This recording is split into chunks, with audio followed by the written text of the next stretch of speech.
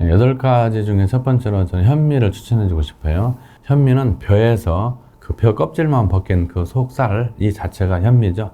이걸 도전 과정에서 껍질을 벗기면은 이제 백미가 되는 거예요. 그래서 이 현미는 약 6배 가량의 이 백미보다도 섬유를 많이 가지고 있고 비타민, 미네랄 같은 것도 많이 풍부하게 있어서 좋습니다. 그래서 그 섬유질에 의해서 장 건강에도 좋고 그 다음에 식이섬유 많기 때문에 장 운동 또 배설, 배변의 배설 좋습니다. 근데 그걸 씹지 않고 그냥 먹었다. 그럼 그 현미들이 잘게 부서지지 않았기 때문에 뭉치게 되면은 변비를 더 악화시킬 수 있어요. 그래서 꼭꼭 씹어서 충분한 수분 섭취와 함께 드시면 좋을 것 같습니다. 따라서 현미를 밥을 할 때 너무 밥이 되게 하면 안 되겠죠. 약간 촉촉하게 밥을 하는 게 좋겠습니다. 그 다음에 이제 키위를 추천합니다. 키위는 큐틴이 많이 들어있는 거죠.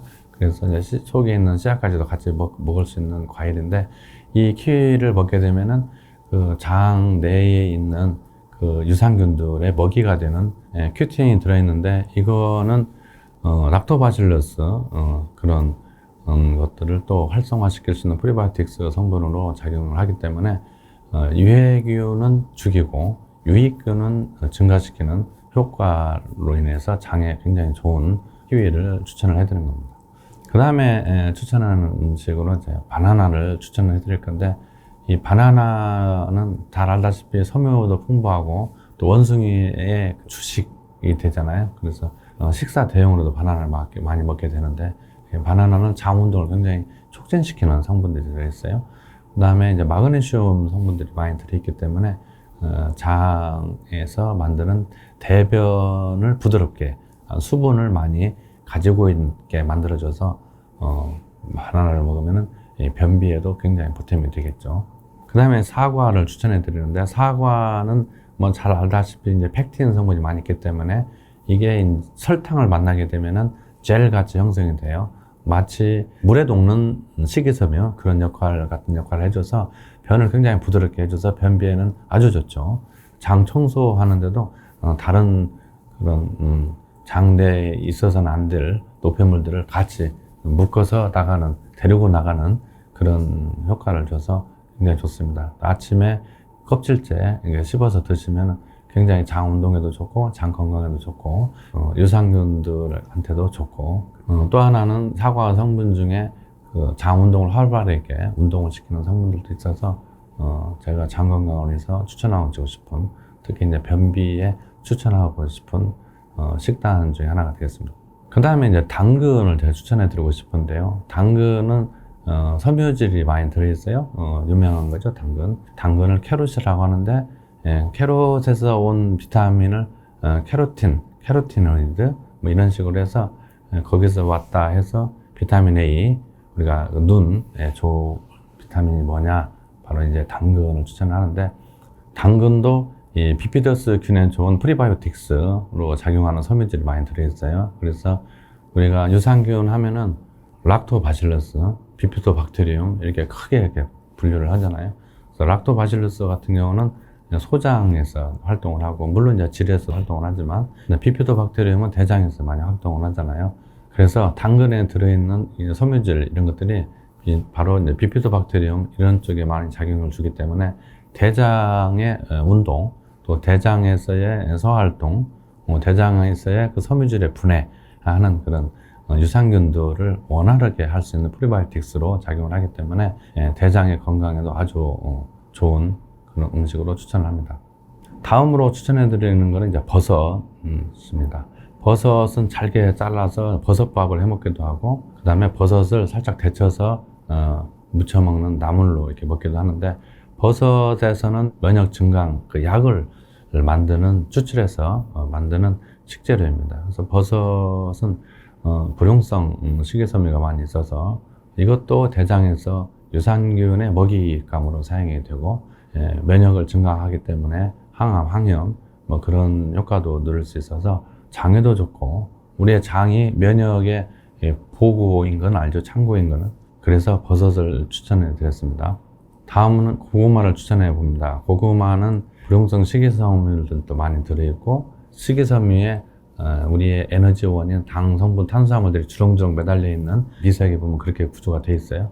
혹시 고구마를 먹으면서 긴 줄기를 이렇게 보신 적이 있는지 모르겠는데 고구마를 땅에 심어서 싹을 내서 그 싹을 옮겨 심죠. 그 싹이 다 나고 난 이 왕고구마라고 하는데 이 할머니 고구마죠. 이 고구마를 찌거나 구워서 먹게 되면은 속에 당분은 아직 남아있지만 이 줄기가 많이 들어있는 걸 볼 수 있어요. 그게 바로 이제 그 섬유질이죠. 이게 또 유산균에 굉장히 좋은 역할을 해줍니다. 그리고 이제 장 내 콜레스테롤도 떨어지고 장을 청소해준다 이렇게 생각하면 되고 섬유가 그렇기 때문에 좋고요. 그래도 칼륨이 많이 들어있죠. 우리 바나나에도 칼륨이 많이 들어있는데 또 칼륨이 많이 들어있기 때문에 우리 혈관에도 좋고 이 칼륨의 기능은 우리가 신경세포에서 전달할 때 나트륨이 정기적인 신호를 전달을 해줘요. 그래서 칼륨이 부족하게 되면 상대적으로 나트륨이 많은 양성에 대해서 신경 전달이 빠르다. 그럼 어찌 되겠어요? 신경 예민하고 신경질적이고 그렇죠? 난폭하고 그럴 수 있는데 이 포타슘, 칼륨이 많이 들어가게 되면은 좀 사람이 편안해지고 좀 온순해지고 뭐 난폭한 사람이 칼륨 들어갔다고 해서 바로 온순해지는 건 아니지만 그런 약간의 효과를 누릴 수가 있다. 그래서 화가 나는 좀 짜증이 나는 그런 순간에 고구마를 딱 내밀면 고구마 하나 먹고 나서 마음이 편안해지는 그런 효과도 누릴 수가 있겠습니다. 그 다음에 이제 된장을 추천해 봅니다. 된장은 이제 콩의 발효식품 중에 하나죠. 된장 속에는 많은 그 발효된 균들, 유산균들이 많이 들어있잖아요. 유산균, 바이오틱스라는 거는 우리 몸에 유로운 균을 유산균, 바이오틱스라고 하는데 그 분비물, 사람 똥을 싸듯이 유산균도 그 뭔가 배설물이 있는데 그거가 산도가 있다. 그래서 산을 만든다. 그래서 유산균이라고 불러요. 그걸 이제 바이오틱스라고 하고 그 유산균을 먹잇감이나 유산균을 증식하는데 보탬이 되는 것을 프리바이오틱스라고 이렇게 부르고 그 다음에 유산균의 배설물들 또 유산균의 사체 이런 것들을 포스트 바이오틱스 이렇게 부르기도 하고 이 유익한 균들을 다 합해서 우리는 프로바이오틱스라 이렇게 부르는데 유익한 균, 유산균들이 많이 다량으로 들어있는 것이 된장이다. 그래서 이것들에서 장에서 또 하나의 우리의 그 방어 역할을 해주는 중추적인 방어 역할을 해주는 거기 때문에 염증을 일으킨다 할지 또는 암을 유발시키는 그런 독성들을 제거해 주는데 탁월한 효과가 있어서 섬유, 장운동, 그 다음에 항암, 항염 이런 효과를 보는 추천 음식으로도 우리가 된장을 추천해 드립니다. 그래서 지금까지 현미, 키위, 바나나, 사과, 당근, 버섯, 고구마, 된장 이 8가지의 식재료들에 대해서 한번 살펴봤습니다.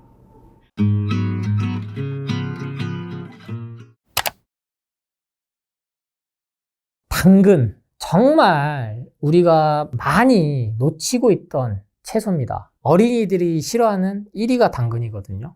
그나마 참 다행히도 이 올리브오일 마케팅 덕분에 살아남은 게 또 당근이에요. 왜냐면 당근에만 베타카로틴이 많이 들어있지 않습니다. 호박에도 많고요.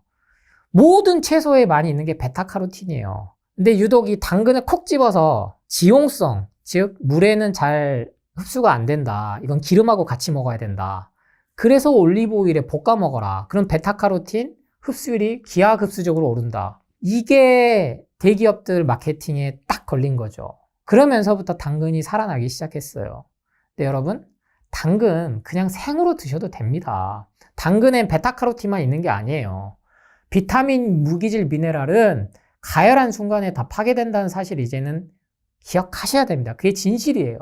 굳이 당근 볶아 먹어야 되나? 생으로 먹으면 안 되나? 고민하지 마시고 특히나 당근은 껍질에 이 비타민 A가 많습니다. 베타카로틴이 좋은 이유는 비타민 A로 전환이 되기 때문인데요. 이 비타민 A는 간에서 로놉신이라는 물질을 생성을 해야 돼요. 우리 눈 시력을 갖다가 회복하려면. 근데 거기에 역할을 많이 하거든요. 그러니까 간이 할 일을 많이 도와주는 거죠. 당연히 간이 피로가 덜하니까 눈 시력도 좋아지고 황반변성. 얼마나 루테인 지아잔틴 많이 드십니까? 효과 없어요. 약이 아니면 효과가 없다고 생각하시면 돼요. 학부모들, 공부하는 수험생 자녀들, 그리고 나는 공부하는데 눈이 침침하시다고 매일 인공눈물 넣으시는 분들, 당근 좀 드셔보세요. 근데 당근 생으로 드시기 힘들죠? 주스해서 드세요. 갈아서 드셔도 되고 착즙해서 드시면 진짜 맛있습니다. 아무것도 안 넣어도요, 당근 진짜 달아요. 깜짝 놀라실 거예요. 우리 아이들 좋아하거든요. 그래서 당근 주스부터 매일 하루 한 잔 드신다면 2주만 지나도 눈 침침한 게 사라진다. 이거는 뭐 남녀노소 다 가릴 게 없이. 그리고 피부가 좋아집니다. 당연히 배변 활동도 잘 되고요. 그렇기 때문에 당근 너무 쉽게 생각하지 마시고 사실 때보다 흑당근으로 사십시오. 세척된 거 다 껍질 다 벗긴 거 돈 더 주고 사지 마시고 그 돈 차라리 써서 뭐 유기농으로 산지에서 직송으로 다 배송와요. 그래서 유통도 오래 보관할 수 있기 때문에 그런 흑당근 이용하셔가지고 물에 그냥 흙만 씻어서 흙 먹어도 절대 죽지 않습니다, 여러분. 선지국형 병이 비염하고 아토피예요. 왜? 흙을 접할 일이 없어져가지고. 그렇기 때문에 자연에서 온 그대로를 드시는 걸 추천드립니다. CCA 주스, 까 주스, 거기에 들어가는 재료입니다. 네. 당근, 양배추, 사과. 당근 주스를 따로 드셨다면 이번에는 나는 주스만 드시면 조금 허전해 하시면 사과와 양배추 저는 같이 드시길 추천드려요. 사과는 모든 정말 비타민C를 포함해서 비타민, 무기질, 미네랄이 특히 뭐 계속 나옵니다. 우리가 아직요 사과 한 알, 풀 한 포기 만들 수 있는 기술이 없어요. 우주선을 띄우고 달나라 화성을 탐사선을 보내지만 아직까지 사과 하나를 그대로 복제를 못해요. 그래서 2018년도까지도 계속 나옵니다. 사과 껍질에는 팩틴이라는 물질이 있는데 이건 항암 물질이다. 그리고 변비를 예방해준다. 최근에는 무슨 특정 사과에서 추출하는 거에 탈모에 도움이 된다. 그럼 그냥 사과 드시면 되잖아요. 또 가공한 거 드실 필요 없고. 근데 사과 역시 이 껍질에 영양소가 많이 있다. 제발 사과 껍질 좀 벗겨서 우리 어린이집 유치원 아이들 사과 껍질 좀 벗겨서 주지 마세요. 집에서 그냥 사과 껍질 먹던 친구들이 어린이집 유치원 가면서부터 다들 껍질 벗겨주니까 집에 와서도 껍질을 안 먹는다니까요. 껍질을 안 먹으면 말짱 꽝입니다. 사과든 모든 채소 과일이 원리가 그래요. 그래서 사과는 특히나 껍질째 먹어야 하는구나 라는 거 기억하시고 가장 뭐다? 변비를 해결해 주더라. 변비가 해결되니까 당연히 피부 트러블이 좋아지겠죠. 만성 두통도 사라지고. 만성질환 환자들, 특히나 암 환자들한테 가장 먼저 주는 게 사과하고 당근 착즙 주스입니다. 여기에 함께 뭐가 들어갔냐? 양배추가 들어간 거예요. 왜? 위암 환자들한테 이게 특효약이라고 소문이 너무 많이 났거든요. 양배추즙. 우리나라 이제 녹즙을 해서 많이 드시는데 녹색 채소를 이제 많이 짚는 게 이제 녹즙이라 생각하시면 되고 저는 꼭 녹즙을 말씀드린 게 아니에요. 골고루 다 드셔라. 양배추에는 뭐다? 비타민 U. 위장에 가장 좋은 게 확인됐고 설포라판이라는 항산화 물질, 항염증 물질. 영양제에서 온 게 아니고 모두 다 여기 사과, 당근, 양배추에서 뽑아가서 영양제로 팔려고 기를 쓰는 겁니다. 근데 그 효과가 확인이 되지도 않고 부작용만 쌓인다. 가공한 순간에. 그래서 이도 저도 좋다는 거 찾아다니지 마시고 이 사과, 양배추 두 개만 나는 계속 먹어야겠다. 양배추는 커요. 그리고 제가 양배추 추천드리는 게 효과 대비 돈이 많이 안 들어요. 물론 물가 상승에 따라서 일시적으로 채소 과일은 하지만 그래도 치킨값보단 싸다니까요. 과자 한 봉지에 3,000원 하잖아요. 양배추 한 봉지에 3,000원이에요. 유기농으로 된 것도 뭐 떨이로 사면 2,000원에도 살 수도 있을 때도 있고요. 그런 거 한 4분의 1 정도 매일 썰어갖고 채채 썰어서 드셔도 되고 나는 아직은 채소 과일 직접 씹어 먹는 건 불편해. 면 집 내서 드셔보세요. 양배추는 갈아 먹으면 조금 더 맵거든요. 알이고. 그러니까 처음 하시는 분들은 오래 하실 수 있는 방법을 하셔야 돼요. 남들 따라서 하지 말고 그렇다고 양배추로 만든 건강기능식품, 영양제 이런 거는 일본에서 많이 사와서 드시기도 하는데 원물이 가장 좋습니다. 그래서 사과, 양배추까지도 한번 챙겨서 드셔보시기 바랍니다. 내신경세포가 죽는 원인은 혈액순환 저하입니다. 그렇다면 혈액순환을 원활하게 할 수 있는 음식을 먹어야 되는데요. 그 중에서 가장 혈액순환을 원활하게 할 수 있는 음식이 바로 입니다. 어마어마한 항산화제들이 들어가 있습니다. 가장 궁합이 좋은 음식은 당근입니다. 이 당근과 을 같이 먹는 방법이 있는데 가장 효율적인 방법은 바로 로 먹는 방법입니다. 내신경 세포가 죽는 원인은 혈액순환 저하입니다. 그렇다면 혈액순환을 원활하게 할 수 있는 음식을 먹어야 되는데요. 그 중에서 가장 혈액순환을 원활하게 할 수 있는 음식이 바로 생씨앗입니다. 그 중에서도 오늘 제가 추천드릴 것은 쌀기리와 생참깨, 생모밀, 달맞이 꽃씨, 그리고 생홍화씨입니다. 이 5가지의 씨앗에는 엄청난 영양이 들어가 있습니다. 쌀기리는 아베난스라마이드라는 아주 독특한 성분이 들어가 있는데요. 여러 연구를 살펴보면 이 아베난스라마이드는 치매 예방에 아주 탁월한 역할을 한다고 합니다. 다른 곡식에는 볼 수 없는 오직 이 쌀기리에만 존재하는 이 영양 우리가 대량 먹어주면 치매 예방에 아주 탁월하고요. 그리고 생참깨에는 오메가3가 엄청 많이 들어가 있습니다. 그리고 오메가6와도 가장 적절한 비율을 이루고 있기 때문에 우리 몸에서의 흡수와 활용에 가장 뛰어남을 보이는데요. 이 오메가3는 염증의 치유에 아주 탁월합니다. 학계에서는 치매의 기반은 염증이다 라고 얘기를 하고 있고요. 이 염증의 기반이 돼 있기 때문에 제3형 당뇨병이라는 말까지 있는데 이 염증을 치유할 때 참깨에 있는 오메가3 그리고 오메가6의 적절한 비율, 그리고 불포화 지방산이 아주 큰 역할을 하게 됩니다.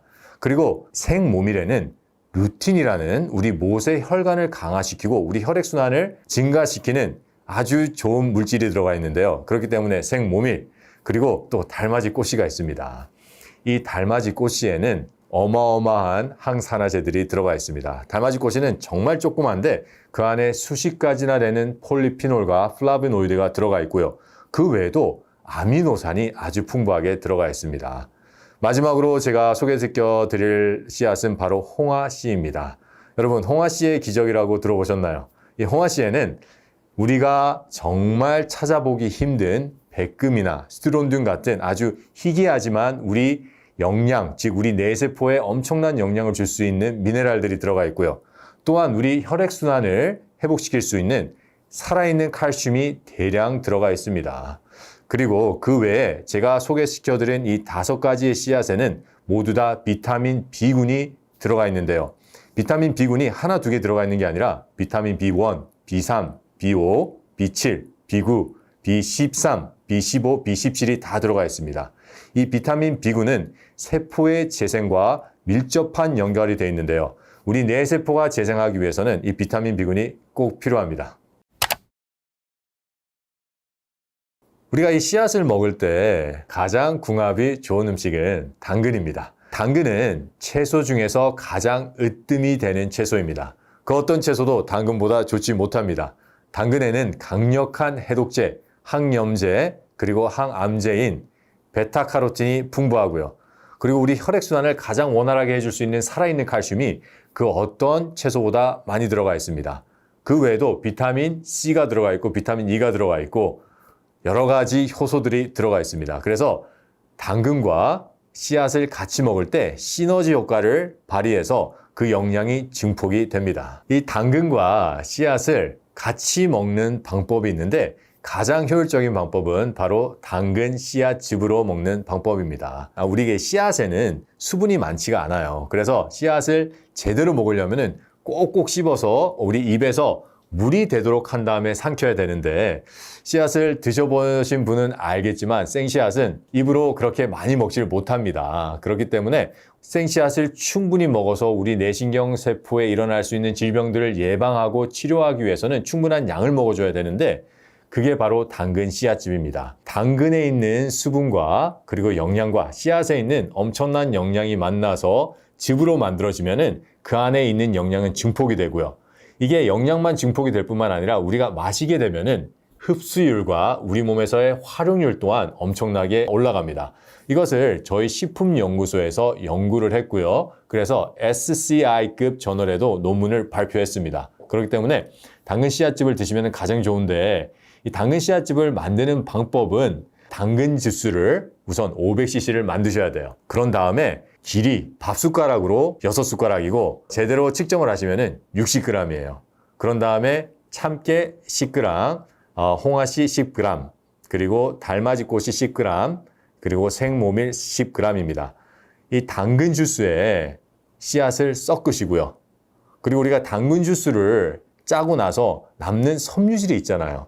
그것도 같이 당근 주스에 넣어주세요. 그런 다음에 잘 저어주신 다음에 그거를 다시 한번 녹즙기에 내립니다. 그러면은 씨앗에 있는 영양분들이 우리 당근 주스로 나오기 시작을 하고요. 그러면은 당근 주스가 있고 또 씨앗을 짠 찌꺼기가 또 나오잖아요. 그걸 한 번 더 섞어주세요. 또 잘 저어서 그걸 한 번 더 내려주세요. 그러면은 씨앗즙이 완성이 됩니다. 씨앗즙을 식사와 같이 드실 때 가장 좋은 거는 아침에 드시고요. 그리고 점심에도 드시고, 하지만 저녁에는 드시지 않는 것이 좋습니다. 아침에 드셔야 되는 이유는 우리 몸은 숨만 쉬어도 에너지를 소비하게끔 만들어진 인체입니다. 우리가 저녁에 먹고 아침까지는 많이 오랜 시간 동안 굶어 있잖아요. 그러면 우리는 에너지 결핍 상태에서 깨게 됩니다.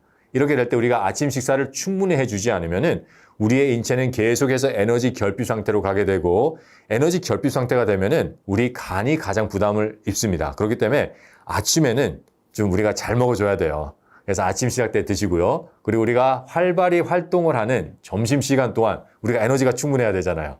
그때도 씨앗즙을 드셔주는 게 좋고, 하지만 저녁은 우리가 열심히 일하고 와서 우리 몸에 힘을 줘야 할 시간입니다. 그렇기 때문에 저녁은 좀 간단하게 드시고, 그때는 씨앗즙 또한 드시지 않는 게 좋습니다. 씨앗즙을 드실 때 주의사항은 바로 본인의 소화력을 아셔야 됩니다. 우리가 아무리 좋은 음식이 있다 그래도 흡수하지 못하고 활용하지 못하면은 별로 효과를 보지 못합니다. 그래서 내 소화력에 맞춰서 먹어야 되는데, 지금까지 제가 여러 환우분들을 본 결과 가장 처음 시작하기 좋은 용량은 200cc입니다. 그래서 200cc로 시작을 해보시고요. 200cc로 해봤는데 내가 잘 소화가 안 돼서 내 장에서 이게 썩어서 방귀가 나온다. 방귀가 전보다 훨씬 많이 나온다. 그러면은 150cc로 줄이시면 됩니다. 그런 다음에 점차 적응해서 200cc로 올리시면 되고요. 이 씨앗에는 섬유질이 있기 때문에 식사 시간에 같이 드셔야 됩니다. 이 섬유질은 우리가 식사 외 시간에 먹게 되면은 아무리 좋은 섬유질이라도 우리의 간식이 되고요. 간식이 되면은 간이 부담을 받게 됩니다. 그렇기 때문에 꼭 식사 시간에 드시고요. 먹는 방법은 식사를 먼저 하시고요. 그리고 마지막에 씨앗즙 200cc를 드시면 됩니다. 그리고 요즘에 잘못된 상식으로 씨앗에는 어느 정도의 독소가 있다라는 상식이 알려져 있는데 그것은 잘못된 상식입니다. 요즘에 나오는 문헌을 살펴보면요. 씨앗에는 독소가 없어요. 그래서 우리가 지금까지 아브시스산이라는 씨앗에 있는 독소가 우리 몸에 해를 끼친다라고 알고 있는데, 요즘에 나오는 문헌들을 살펴보면은 아브시스산은 우리 몸에 들어와서 살균, 살충에 효과를 내고요. 그리고 씨앗에 있는 이 트립신을 억제하는 물질이 있다라는 잘못된 상식이 있었는데, 요즘에 나오는 논문을 살펴보면은 트립신이라는 효소를 억제하는 물질은 우리 몸에 들어와서 만성 췌장염을 예방하고 나아가선 암까지 예방한다는 연구가 나오고 있습니다. 그렇기 때문에 여러분, 씨앗은 마음 놓고 드셔도 됩니다.